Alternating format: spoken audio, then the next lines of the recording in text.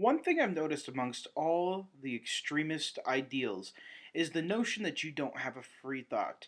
Whether you're conservative, liberal, libertarian, anarchist, whatever, free thought doesn't exist. Nope. And it's interesting to see this. And a lot of people may get angry at me for saying this, but it's just hilarious to see how people do not think people are individuals. It comes from the old saying, the apple doesn't fall far from the tree. This term has been pretty much applied across every political ideology, every philosophy, everything. And it's just funny to see that.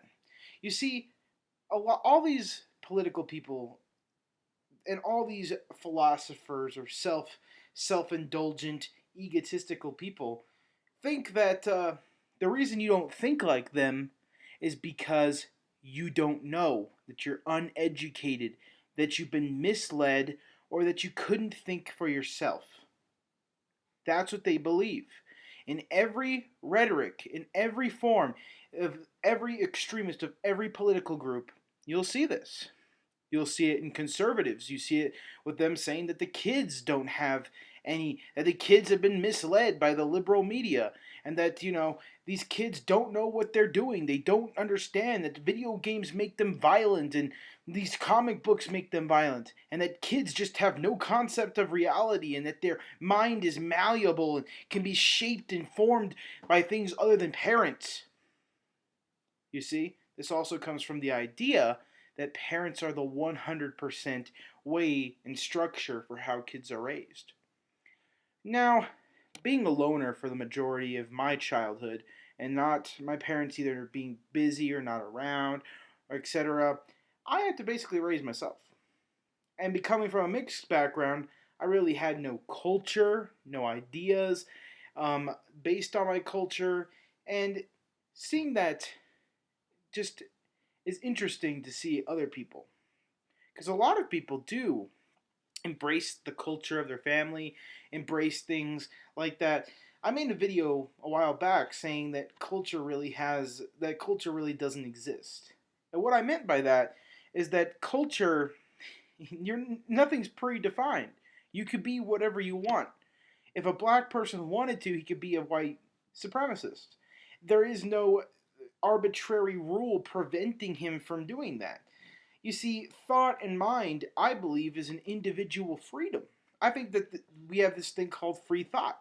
We can decide for ourselves every aspect of our thinking, but every political ideology extremist will tell you otherwise. You even see things like feminists. Feminists come out and say all kinds of crazy stuff, that the media has influenced the way we think about women, and that that the entire stance of where women are is because of the media's influence, that your entire idea of women was not something you actually came up with. You couldn't think for yourself. No, you've been watching all these television shows that were made by men, and you were watching all these things that were made by men, and men have tricked you and forced you to believe it's the if you tell a lie long enough, everyone will believe it. That kind of shit. And you also see it in libertarianism. Oh, the almighty free libertarians who don't think that, that that it's all about free speech and you have a free mind and all this shit. You also hear these same people spout out rhetoric that the majority of the population is asleep, and that they just don't understand, and that they can't think the same way you do, and that because they don't think the same way you do, they've been persuaded by the media, and that the media is evil because it controls all mind process. Now, I don't know about you, but not a single piece of literature, television show, video game, movie, etc. has changed my ideologies in life. Not a single one has affected me. And I can say this because I watch a lot of stuff from liberals. I was raised by liberals. The majority of my family is either moderate or liberal. And I'm obviously not any of that.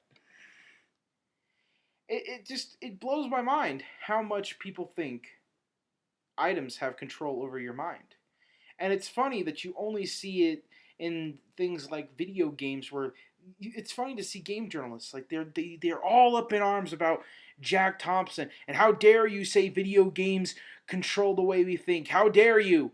And then they go around and they support that woman that was gonna do tropes in women video games. That thing they supported her when she's saying the same thing. She's saying that the way women are portrayed in video games causes you to think that women are like that. Now, I come from the ideology that people think for themselves and that people aren't directly influenced unless they want to be.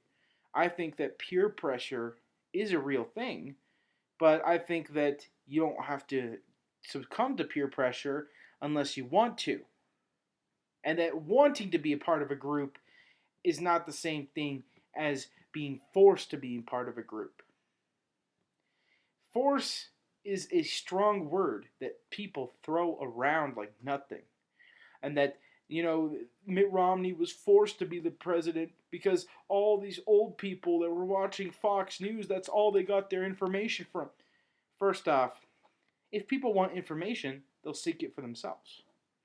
And if people want information about anything, they'll seek it for themselves. If people aren't curious enough to the information, it's not very relevant to them.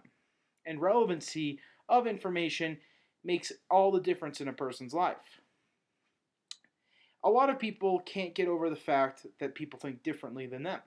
And that leads to all of these ideologies having an extremist saying that people are asleep. Every single one has the same trend. That people are asleep. They just don't know. They ignore our message because of this and this and this and this. When the truth of the reality is that anyone that's even remotely interested in your movement has already read up on it. They've already looked into it, and they might have even dismissed it. Humans, I believe, have the ability to think for themselves. And a lot of people don't believe that. A lot of people think in a collective society, they don't believe in individuals. They believe in a collective society. And even the almighty libertarians who claim they hate collective societies often say the same rhetoric of these people who believe in collective societies. That people are a group and that we're all together because we need to form together and that we need to stand together and all this shit. If you truly believed in individuality, you'd let people think for and decide for themselves and not try to force your ideology or political opinion on other people. You could just say it, state it, and not tell them to either support you or doubt you. You can argue, but that doesn't mean you have to force it. Claiming that people are asleep, claiming that people don't think the same way you do because of this and this and this, is merely just a fallacy and promotes censorship. And also, it promotes the idea that humans can't think for themselves and that free thought doesn't exist.